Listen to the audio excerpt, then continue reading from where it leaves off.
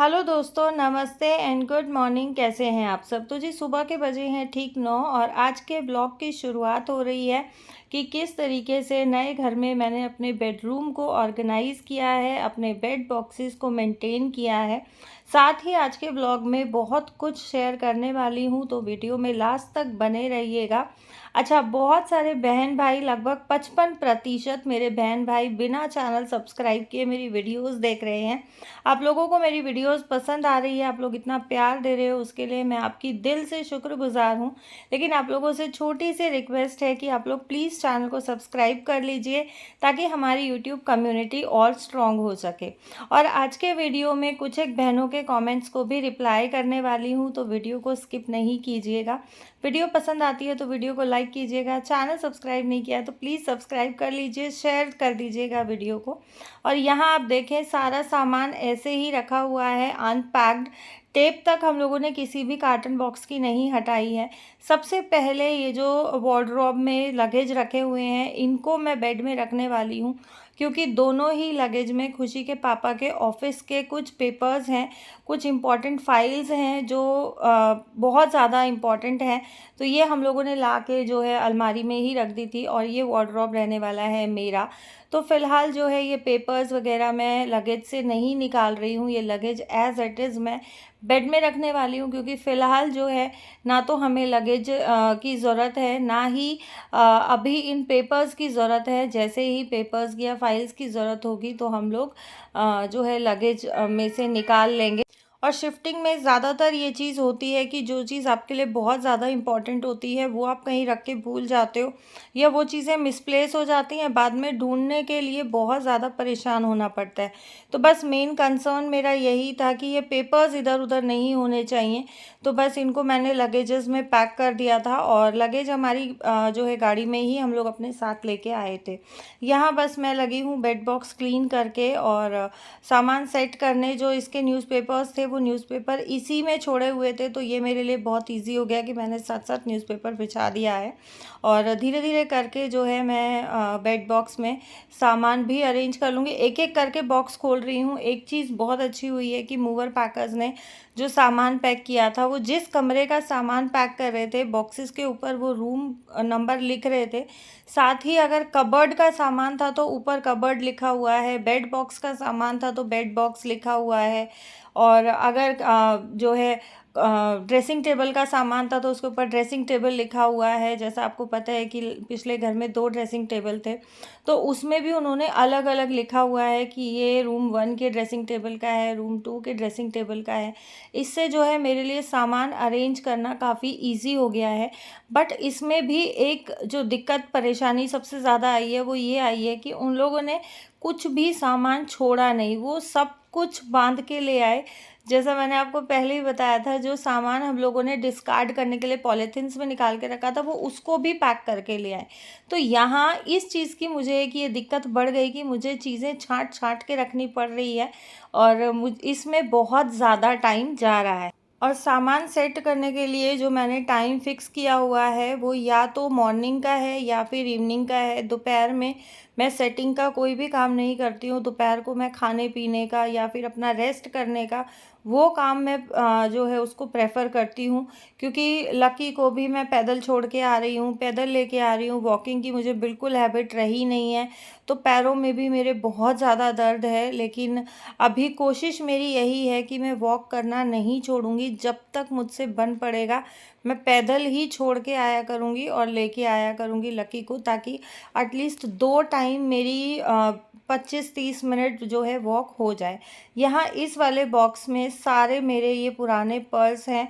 अच्छा, जो पुराने पर्स आपके बचते हैं उनका आप क्या करते हो? मैं ये धानु को या बाकी हेल्पर्स को देने वाली थी, बट मेरे हस्बैंड ने मना कर दिया कि पर्स किसी को नहीं देते हैं।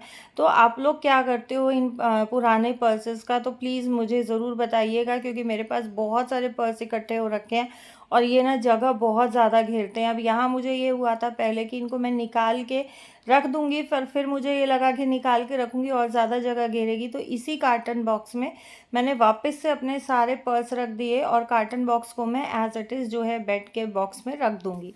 और यहाँ कुछ एक मेडिकल पेपर्स हैं, कुछ एक और पेपर्स निकल रहे हैं जो मैं खुशी के पापा को भी दिखा रही हूँ कि देखो आपके काम का तो नहीं है। उनको साथ-साथ दे के आ रही हूँ और बाकी चीज़ें मैं छाँट-छाँट के रख रही हूँ, तो उसमें आप देखो बहुत ज़्यादा टाइम लग रहा है और ज़्यादा थकान मुझे इसीलिए महसूस हो रही है। अच्छा, यहाँ ना खुशी के पापा को अचानक से गुड़गाँव कोई काम आ गया था। मुझे जैसा मैंने आपको बताया था गमले चाहिए थे।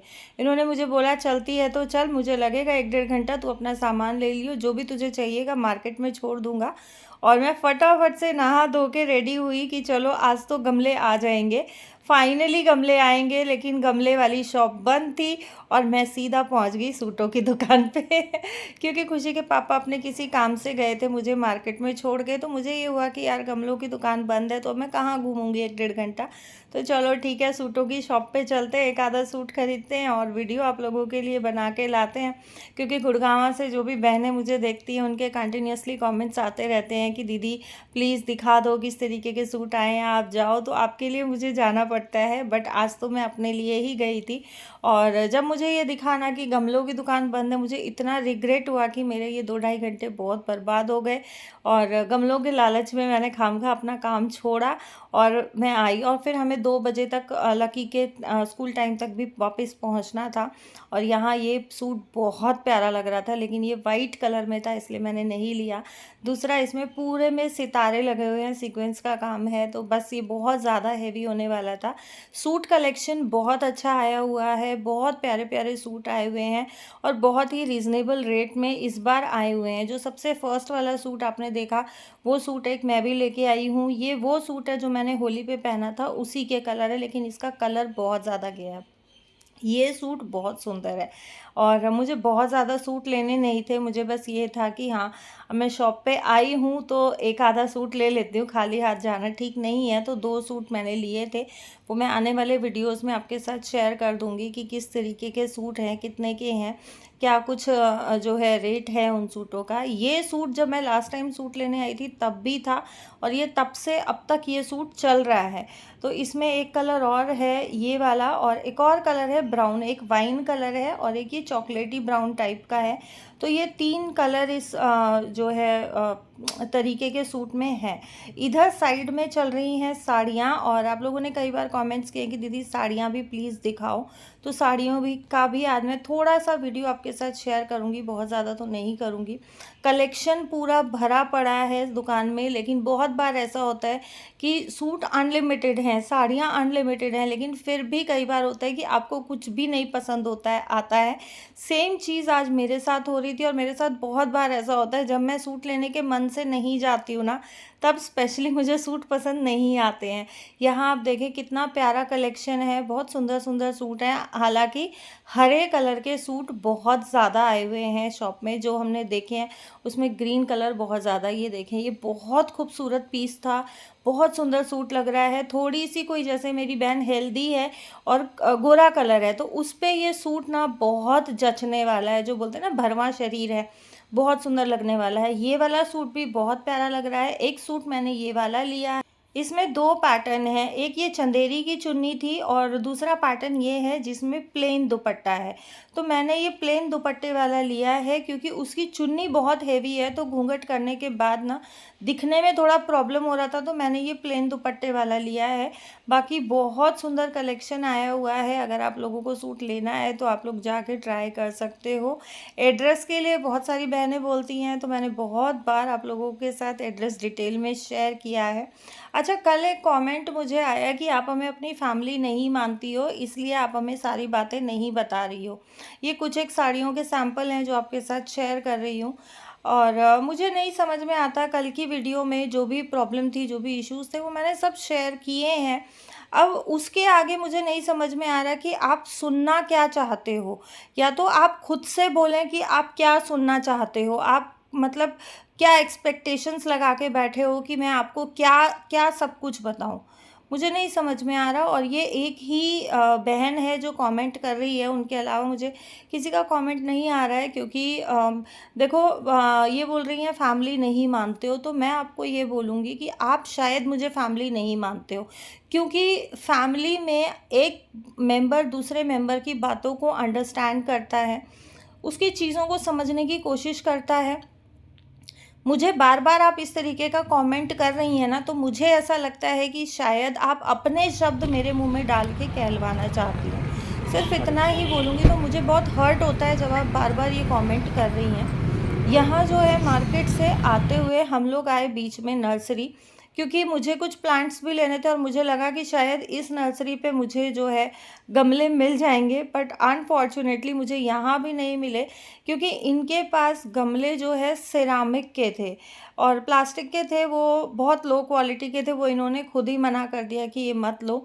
तो सिरामिक का मटेरियल इनके पास ज़्यादा है, बट सिरामिक गमले मुझे नहीं लेने थे क्योंकि ये बहुत हेवी हो जाते हैं। और हम लोगों का जो है तुलसी भी सूख गई थी, तो तुलसी भी हमारे को ये हुआ कि हम नई लेंगे, हम वो वाली तुलसी नहीं रखेंगे। तो तुलसी का पौधा हमें लेना था। यहाँ खड़े-खड़े मुझे मोगरे की बहुत अच्छी खुशबू आई, तो मैं मोगरा देखने चली आई, बट फिर ये छोटी बेल थी, मैंने कहा अभी जब तक गमले नहीं आते तब तक मैं कोई पौधा लूँगी नहीं। ये गुलाब है, पूरी जो बोलते हैं ना, बागबानी गुलाब की थी, बहुत सुंदर लग रही थी। ये थे इंडोर प्लांट्स। इंडोर प्लांट्स मुझे बहुत सुंदर लगे और मेरा बहुत मन है कि मैं इंडोर प्लांट्स लूं, बट इंडोर प्लांट्स के बारे में मुझे नॉलेज नहीं है। आप में से किसी बहन को, किसी भाई को अगर इंडोर प्लांट्स के बारे में नॉलेज है कि हमें घर में वास्तु के हिसाब से या सुख शांति के हिसाब से या कौन सा इंडोर प्लांट हमें घर में रखने में शुभ होता है, हमारे सनातन धर्म में कौन से इंडोर प्लांट्स हमें रखने चाहिए, तो प्लीज़ आप मुझे ज़रूर कमेंट करके बताइएगा। मैं उसके बाद ही इंडोर प्लांट्स खरीदूंगी। हालांकि नर्सरी वाले ने भी मुझे बताया था कि कौन कौन से लेने चाहिए, बट मैं बहुत कंफ्यूज हो रही थी तो नहीं लिए मैंने। मुझे यही था कि मैं एक बार आप लोगों के साथ डिस्कस करूं, उसके बाद ही मैं इंडोर प्लांट्स खरीदूंगी। और यहाँ पे ये वाला फ्लावर वास मुझे बहुत क्यूट सा लगा था, ये भी सिरामिक का है, बट फिर यही हुआ कि यार अभी सामान सब फैला पड़ा है, सामान अरेंज नहीं हुआ है और यहाँ बीच में ही मुझे शॉपिंग के लिए जाना पड़ा। बट ये मेरी नए घर की पहली शॉपिंग थी। एक हमने खाली गमला लिया, थोड़ी सी मिट्टी डला के सूरज को जल देने के लिए, क्योंकि कहा जाता है जब आप सूरज को जल देते हो तो आपके पैरों पे छींटे नहीं पड़ने चाहिए।